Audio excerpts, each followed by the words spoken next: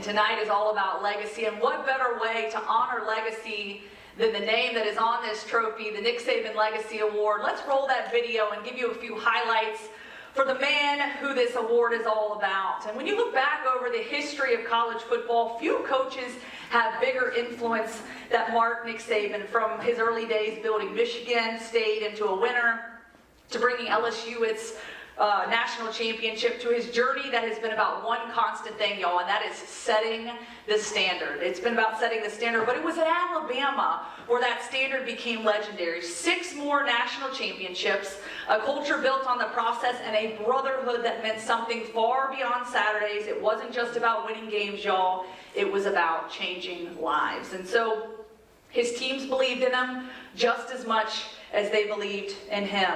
And while the game itself may change, the lessons he taught about discipline, about commitment, and about love for the game, those will last forever. And with that, ladies and gentlemen, please welcome the man, the myth, the legend, Nick Saban.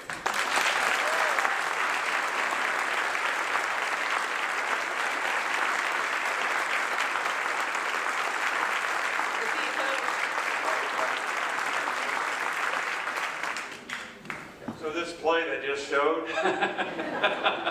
Can't look at film without Tua got critiquing. sacked for a 16-yard loss after I just reamed them out and said, you can't take a sack. We're behind by 3 points. We can kick a field goal. It's overtime.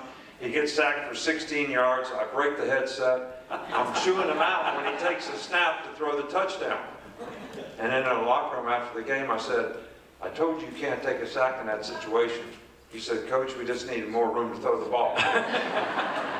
He wanted to make sure it was going to get a pass call. Exactly right.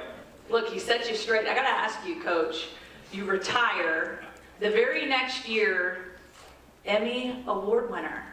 All I can hear in my head, all I do is win, win, win, win. I mean, what's the secret sauce? It must have been a weak year for, you know. But anyway, it was a great experience for me, and I had some great people. I've always had great mentors along the way, coaching.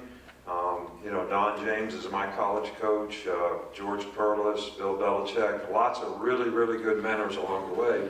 And to have a cast of characters like we had on game day, you know, Kirk Herbstreit, McAfee, you know, Reese Davis, Desmond, those guys were great mentors to help me along the way because I was a rookie in every sense of the word. You said you were kind of nervous when you first got out there. Very nervous. Imagine Nick Saban being nervous? Really? You never looked it. It looked like you were a natural from the get-go, and I think we all appreciate. Can we give a round of applause for the performance on game day? I mean, outstanding. Outstanding. But did you miss it? How badly did you miss being on the sideline when you get there? You say you still pour over film, you still watch it like you were when you were coaching. How much do you miss it? And while you ponder that question, who misses it more, you or Miss Terry? I don't think she misses it. But, you know, when I come home at 3 o'clock in the afternoon now, she said, what are you doing here? And I said, well, I live here. But she's used to me not being around, which is okay when it comes to getting a few golf games in. But I think what I missed the most, which was my biggest fear, was being a part of a team. The relationships that you have with players and coaches and people in the organization and how you can impact them. And, you know, I've been a part of a team since I was 9 years old playing Little League Baseball, and I just had a tremendous fear that I would really, really miss it. And that part I miss. But the working 14 hours a day, the recruiting, the changes that we're going through in college football, the challenges that presented was a little much at my age. And the last year I coached, and the last game I coached against your buddy Jim Harbaugh was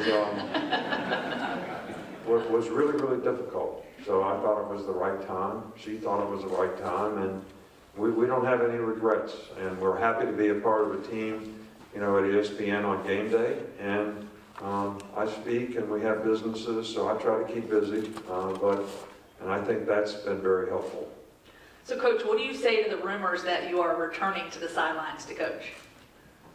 You know, I don't know where that came from. You know, Greg McElroy played quarterback for us, and if he'd have done something like that when he was a player, he'd have got his ass kicked.